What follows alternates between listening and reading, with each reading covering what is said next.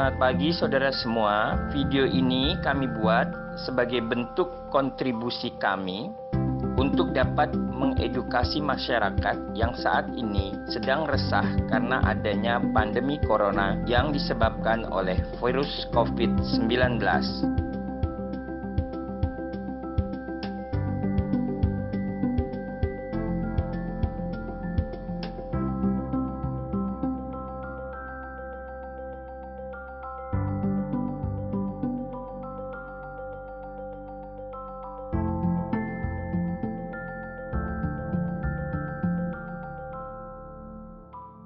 Halo saudara sekalian, jumpa lagi dengan kami.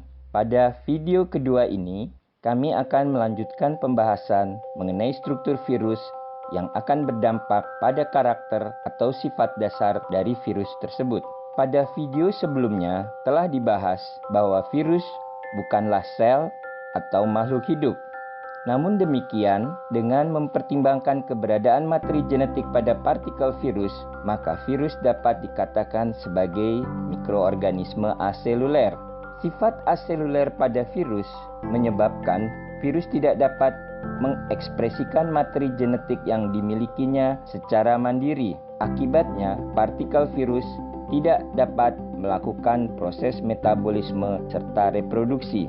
Proses metabolisme tersebut merupakan suatu ciri penting dari makhluk hidup karena melalui proses tersebut akan tersedia energi bagi aktivitas kehidupan dan tersedianya building block atau senyawa pembangun yang dapat digunakan untuk pertumbuhan, perbaikan struktur yang rusak maupun reproduksi.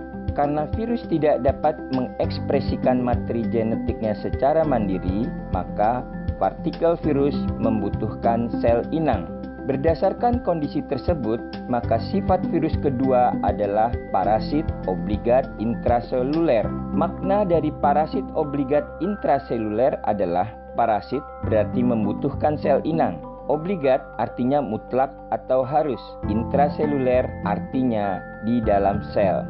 Jadi, bila partikel virus akan melakukan aktivitas kehidupan, dalam hal ini bereproduksi, maka virus harus memerlukan sel inang dan virus harus berada di dalam sel inang karena keberadaan komponen sel ribosom yang diperlukan oleh virus ada di dalam sel inang. Saat virus bereproduksi di dalam sel inang, semua keperluan dari partikel virus untuk membangun strukturnya yang baru akan disediakan oleh sel inang. Kondisi ini mencerminkan sifat virus yang ketiga, yaitu incapable of independent metabolism atau tidak mampu melakukan proses metabolisme secara mandiri. Berdasarkan pada bahasan tadi, kita dapat memahami bahwa sifat aseluler pada virus akan berdampak pada ketidakmampuan virus untuk melakukan aktivitas kehidupan secara mandiri.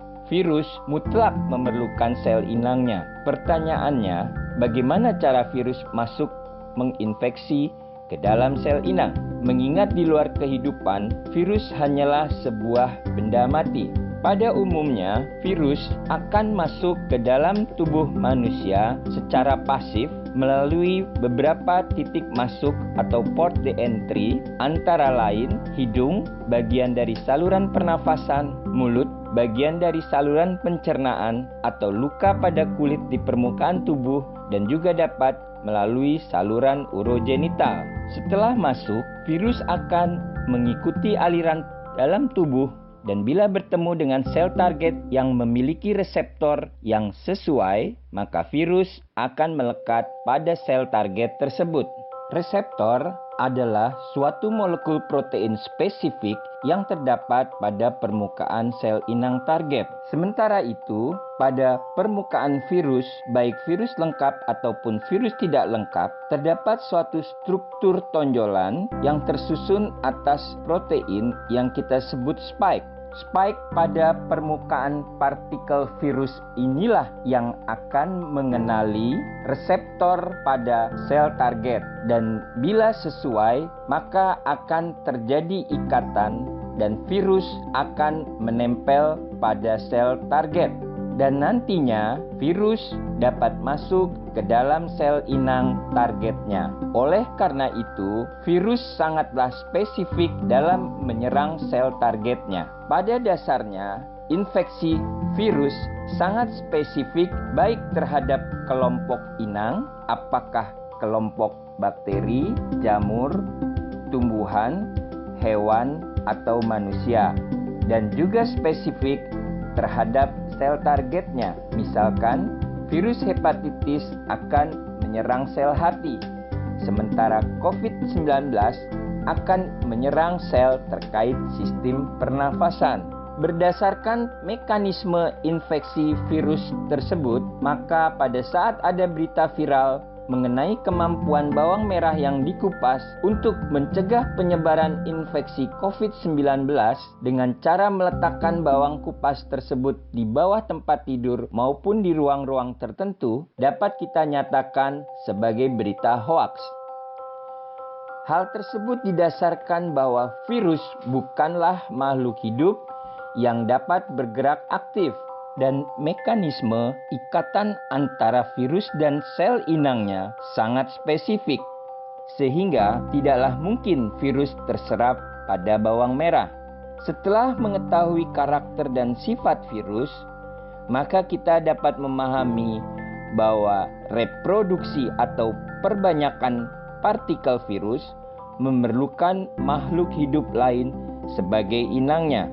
Dan infeksi virus pada sel inangnya sangatlah spesifik. Dengan mengetahui hal tersebut, kita juga dapat membedakan berita hoaks yang muncul, seperti berita hoaks bahwa bawang merah dapat menyerap virus. Terima kasih atas perhatian saudara. Semoga video mengenai karakter dan sifat virus ini dapat bermanfaat.